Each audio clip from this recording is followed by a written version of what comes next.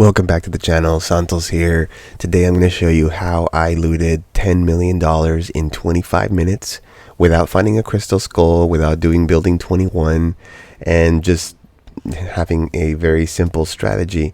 I'm going to show you how I did it, and I'll show you some easier loot methods as well, because the one I used was pretty challenging. So I have several methods for you depending on your skill level, and I'm going to show you all of them here today. For those of you who don't know me, I am a DMZ leaderboard player. I unlocked Koigi in the first 4 days in about 30 hours of gameplay and 100 crates. I currently help my subscribers grind Koigi, and one of the number one things I find is that they run out of money and they're not able to keep grinding with me. And it's definitely a problem that I ran into while I was grinding, although I never completely ran out more than, a handful of times. And so since I've gotten Koigi, I've made it kind of a big focus of mine to figure out how to actually get big stacks of money so that I can play with my subscribers and not run out of cash, and also so that I could bring you a solution to how to get some money so you don't keep going broke while you're grinding for Koigi. So let's go ahead and get started with chapter 1. Why looting is mission critical. So most of the community members that I've been helping to grind out, they're using epic gear. You have to use epic gear to get into hard level matches. Hard level matches is where the Koigi crate is. But on top of that, most players who are grinding for Koigi are not realizing that the sweats in the lobby have legendary and mythic level gear. Most people are running legendary gear. Some people are running mythic gear. And what that means is that when you have an epic level vest on and an epic weapon, and you're shooting someone with a legendary vest and they have a legendary weapon, who do you think is going to drop first? Of course, they're going to have the advantage. The enemy is going to be more likely to knock you down, even if you have better aim.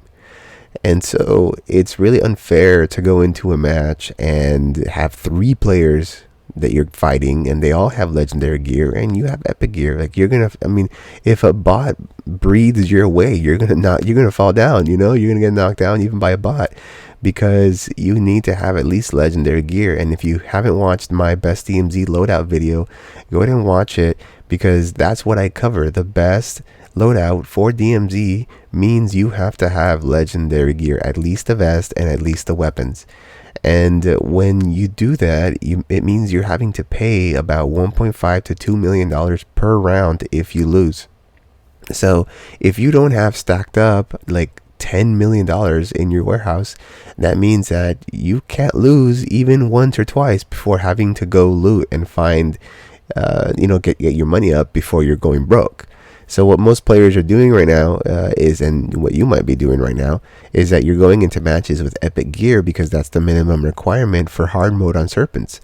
But even though that's the minimum, it's not a good idea to go in with epic level gear.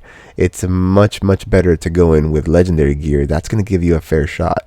Anything other than that is just setting yourself up for a massacre. If you're going in with epic gear and no team, come on, you're gonna get completely melted by the enemy. And so I absolutely suggest you put in the time and energy to get yourself legendary gear and a team. That's gonna give you the best shot. You got your legendary gear loadout and you've got a team. Bam, you're actually in a good position to grind, right? To actually get to the Koigi skin. And how you do that is on the money side, is what I'm going to talk about here in this video. And how you get a team. For those of you who are still running solo, join the legend community. We've got some people in there. They're looking for team players, they're looking for teammates. And I'm also helping subscribers grind Koigi pretty much every day. I post it on the Discord when I come online, and I can only take a couple people with me, but I prioritize players who've got their mic on, who are team players, who actually are serious about doing this grind. And for those that aren't able to play with me that day, you can find other teammates on the server. Okay, that solves the team problem. And that brings me into chapter 2, the strategy that worked for me. What is the actual strategy that I use here? You realize that you actually have to do money and loot rounds separately, right? You have to loot and get your money up separately from doing the crate runs. And so doing this is actually going to increase your win rate and decrease your frustration because you're going to have better gear and you're going to be able to get the crate sooner. Yeah. So that's the first point. The second part of this strategy is that when you are grinding your loot before you get to Kuiji, you have to make sure that you complete a few things, right? Really two things, and the third one is optional, but the first two things are that you have to get the large insured box. This is done by completing all of your week 1 missions. When you complete all of your week 1 missions, the game is going to gift you a large insured box, which means you open up a 4th slot for insured loot, an insured slot, meaning if you are to die before you get to exfil with your loot, you are able to keep everything in those 4 slots. When you spawn normally with only 3 spots, so the large insured box gives you 1 extra spot, which could be the difference between taking out an extra $100,000 or $500,000 with you, which can be very meaningful. And the other thing you have to get done is you have to get your shop level to 4. Shop level 4 is going to allow you to get legendary gear. If you don't have shop level 4, you cannot purchase legendary armor, you cannot purchase legendary weapons, and if you can't do that, you're going to be at a significant disadvantage, right? So focus first on unlocking your large insured box and your shop level 4 before you even grind the Kuiji crate. Just focus on those missions, get those done. That's going to be the fastest way to actually get Kuiji, because that's going to put you on an even playing field with everybody else. Then optionally, max out your scout class. The scout class is really important, especially for solo players, because it allows you to get up to 15% running speed boost, meaning that you would run faster and you would be able to outrun every other player on the map, especially if you're running epic gear, which a lot of you, while you're doing these missions, you do have epic gear. You don't have the option to get legendary gear yet. And so if you max out your scout class, you're going to get a 15% speed boost while you are doing your missions and upgrading your shop to level 4 and getting your large insured box unlocked. The third part of the strategy is going to be to pool loot with your team. So instead of going out looting alone and getting maybe $3 million, $4 million, $5 million out, you go in with your team. You all have a mission to pool loot for the person who needs it the most, be it you or be it them. Or if it's all of you, then you do a round for each of you.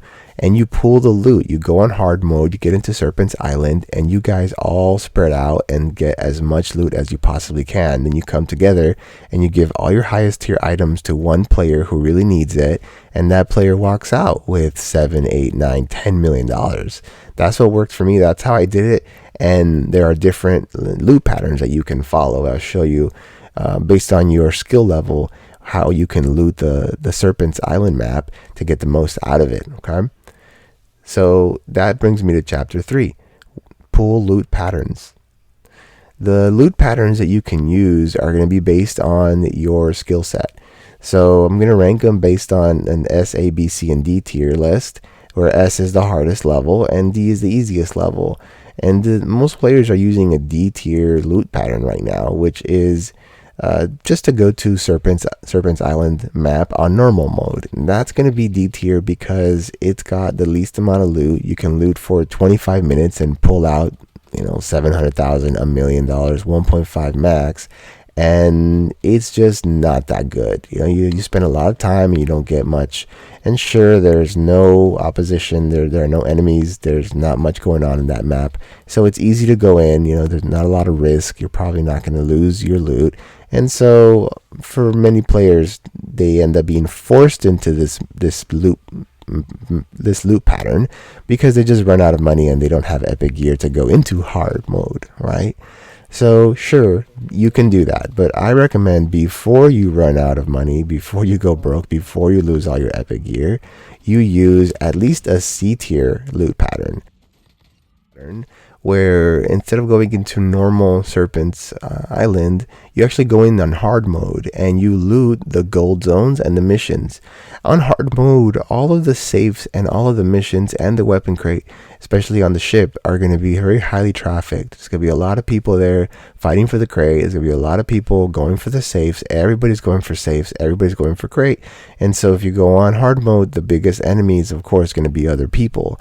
So if you're trying to go loot in peace and not get killed and lose your loot in hard mode, You can actually loot what are called gold zones. If you don't know what gold zones are, most players actually don't, which is why they're not competed for. Not a lot of people go for them. And on your map, when you spawn into Serpent's Island map, what you can see is that some houses, some areas are have a gold border around them, and what that means is that anything that you loot in that zone is going to have a higher chance of producing a mythic for you, a mythic rarity item. So if you go to these gold zones, you can actually loot, a briefcase, a purse, a computer, just whatever is in there. Just loot everything in there. And you're going to find that you're going to get a much better chance of finding a mythic in there or finding good, decent loot in there. And once you loot those gold zones, do some missions, and then get out.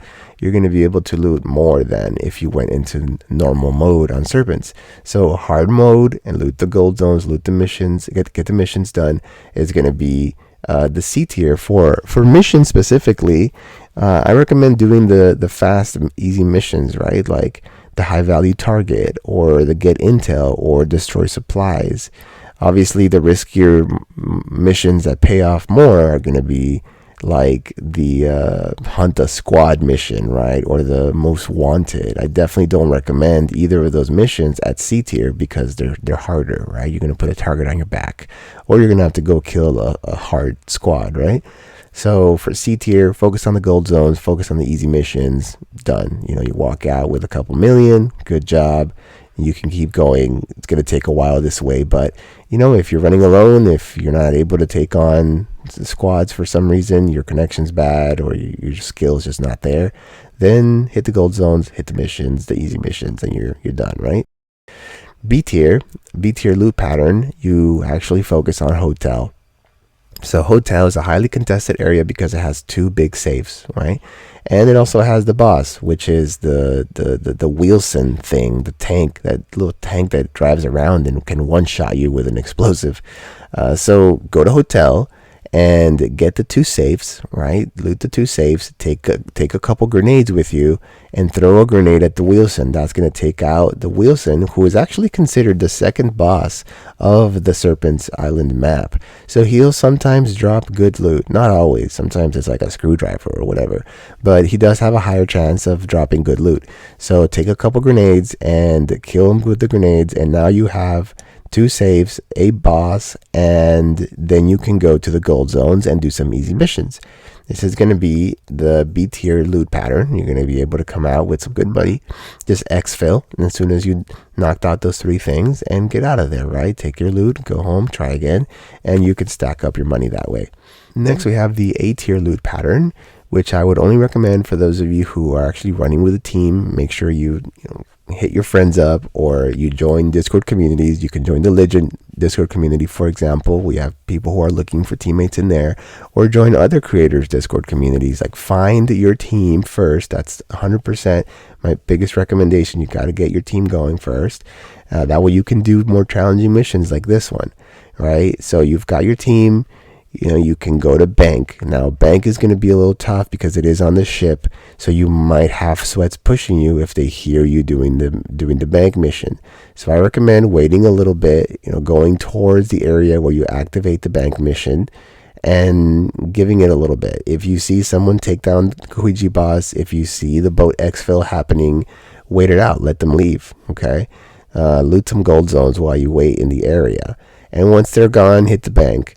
Go in there and throw your smoke. You got to make sure you take a medical class in there. Throw the smoke, open the bank vault, take everything out of there. Then go to hotel, go to the gold zones, go do the missions. And when you do all of that, then it's gonna be a really, really good, really good loot round. You can also do this A tier by going straight to the hotel first, because oftentimes the hotel people, they don't always stay in the map. They just go do hotel and they leave. So you could do it in this bank hotel order, which I would think is a little bit more challenging than doing hotel bank. But try it out, because sometimes people will hit bank right away because it is the best mission on the map. So test it out both ways. You could do hotel first, or you could go straight to the bank. Maybe it just depends on your spawn point. Go with whatever's closest. Then go hit gold zones, and then go do missions. And that's going to give you a nice production. Now, what I did and what got me the 10 million in 25 minutes is I did S tier. So S tier is where you go for total domination of the map, and it's harder than getting a weapon crate. So I did it with my clanmates, I did it with my team, and we pretty much are all able to hold our own. We're all able to squad wipe, and for that reason, we do this loot pattern. So we do the S tier and go to the ship and go to the bank and go to the hotel and hit the gold zones and do the missions. We do ship and hotel separately. So as soon as the match starts, two of us will go to ship and one of us will go to hotel, or one of us goes to ship and two of us go to hotel. It just depends on the spawn point. And so basically we're running nearly solo, or we're running in duos here. So if there are people at the ship, we'll take two there. If there are people at hotel, we'll take two there. So we have one teammate who's kind of flexing and helping out wherever there are people, and the other third teammate is kind of on their own. They have to handle the squad at the ship or at the hotel. So generally, we're going to have two people going to the ship, one person going to the hotel. And once we clear the ship, take the weapon crate and kill everybody there, then we're going to loot the safes at ship. We're going to loot the servers, pretty much everything we can find at ship, and then go to the bank. While this is happening, hotel is being looted by our third teammate, and by the time we're done, we have looted ship, bank, and hotel, and we're still got 12-15 minutes left in the match.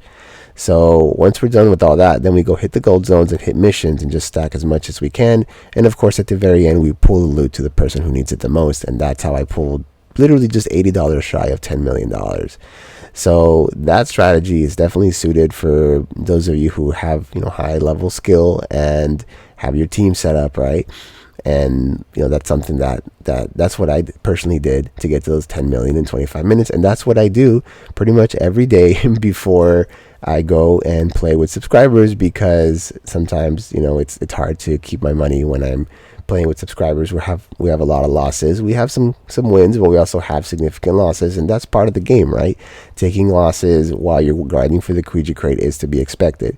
So you gotta loot first and focus on getting your money up before you go in and attempt Kuiji.